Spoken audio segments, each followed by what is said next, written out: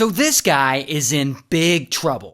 No, not this guy. This guy. And it's all thanks to this pop star.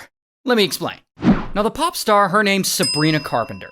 You know who that is. And one day, Sabrina needs to shoot a music video for one of her songs. And she and her crew, they want to shoot it at this church in Brooklyn. So they send some producers to scout out the location, and producers get there and they end up talking to this guy, who we'll just call Pastor, because he's the pastor of the church. And Pastor's like, sure, you can shoot your little music video here. And they agree that Sabrina's people will donate $5,000 to the church. So they agree on a date, and later Sabrina and her film crew, they show up and they shoot her music video, and at the end of the shoot, they leave, and the church goes back to normal, and everyone got what they wanted out of the deal, and everyone lives happily ever after.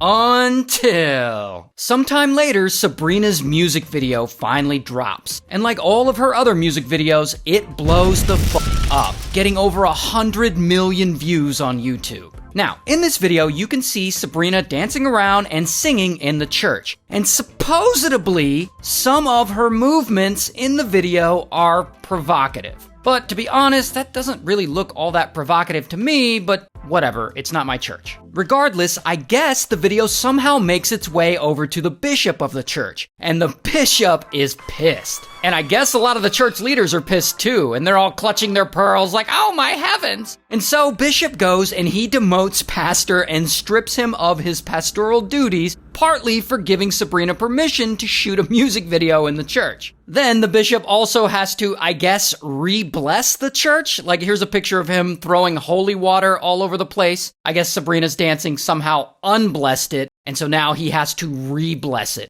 I don't really know how any of that works, but it all seems very silly. But anyway, here's where the story gets crazy. Because of this Sabrina Carpenter sexy music video fiasco, the church leaders launch an investigation into the pastor. And they start looking into the church's bookkeeping. And they find something really suspicious. Apparently, Pastor, who was in charge of fundraising from 2019 to 2021, he had transferred almost $2 million of church funds to a random law firm and a couple of other companies. And these money transfers were allegedly never approved by the church. So, what is this law firm and these companies that received all this church money? Well, they all seem to be connected to this guy, Frank.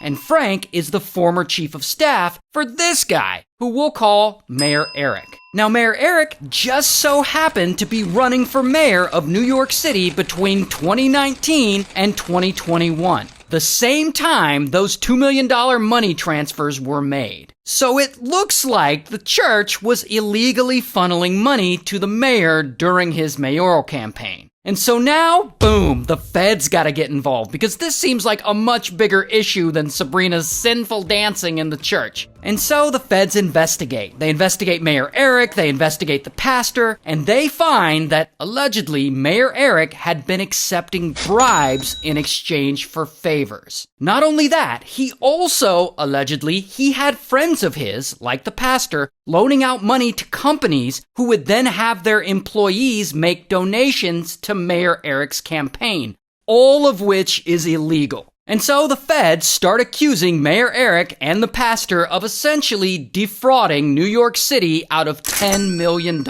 all to help him get into office, which he actually did end up getting into office, so this looks really bad for the mayor. And here's actually a picture of Mayor Eric and the pastor and Frank. By the way, here's the mayor there, and there's the pastor, and there's Frank, the former chief of staff. Now, just as Mayor Eric's preparing to run for election again to get reelected, bam, he's formally indicted on 5 federal charges of bribery, fraud, and soliciting illegal foreign campaign donations. And this story goes public, and it blows up, and it's all over the news. And some of his staff resigns, and city officials who aren't connected to any of the crimes resign. They're like, I want no part of this. And then Mayor Eric's gotta go and get on TV and respond to all this chaos. My fellow New Yorkers, it is now my belief that the federal government intends to charge me with crimes. If so, these charges will be entirely false, based on lies. And by this point, the people of New York City, they don't like this.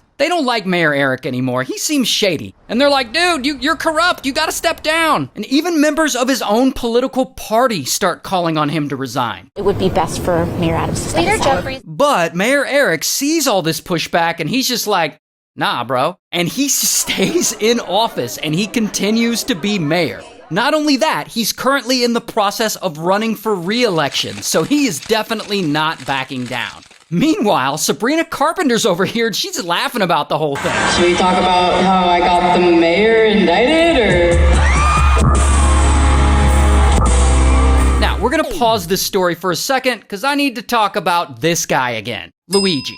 Now, if you've already forgotten about Luigi because we all have TikTok brain, here's a quick recap. Luigi is the guy who allegedly became disillusioned with the US healthcare system. Then he allegedly got so angry that he traveled to New York City and unalived a healthcare CEO outside of a hotel with a 3D printed pew-pew. He then allegedly fled from New York City to Pennsylvania and boom, he got arrested a few days later in a McDonald's when a McDonald's employee ratted him out. Now he's sitting in jail waiting on his trial. So all that happened and kaboom, Luigi's case blows up. And it's all over the news, the whole country's talking about it. Now apparently Mayor Eric sees this Luigi case and I guess he sees it as an opportunity for like a photo op for himself, even though he's under indictment himself and is potentially a criminal himself. He wants to make himself look good by making an example of Luigi. Now, Luigi is scheduled to be extradited from Pennsylvania to New York where his alleged crime occurred. And for this extradition, Mayor Eric orchestrates this insanely unnecessary perp walk for him, with like 1 million law enforcement all surrounding Luigi. I mean, you can see this ridiculous show here. And in this perp walk, Mayor puts himself right in the middle of it, because of course he does. So not only do you not need this comically large group of cops to escort this one guy, but why do you need the city's frickin' mayor to be part of a police entourage during a perp walk? It makes no sense. My opinion? It's because the mayor wants the photo op. He wants to make himself look like he did something. And maybe it's to distract people from all of his alleged fraud and taking bribes. I don't know. Regardless, people see this and they get pissed off at him. And they start calling him out. Even Luigi's lawyer calls him out in a hearing. To have all of these press there, the media there, it was like perfectly choreographed. And what was the New York City mayor doing at this press conference? Your Honor, that just made it utterly political. And frankly, Your Honor, the mayor should know more than anyone of the presumption of innocence that he too is afforded when he dealing with his own issues. And frankly, I submit that he was just trying to detract from those issues by making a spectacle of Mr. Mangione. Anyway, Mayor Eric's corruption trial is this year, and we'll see how it goes.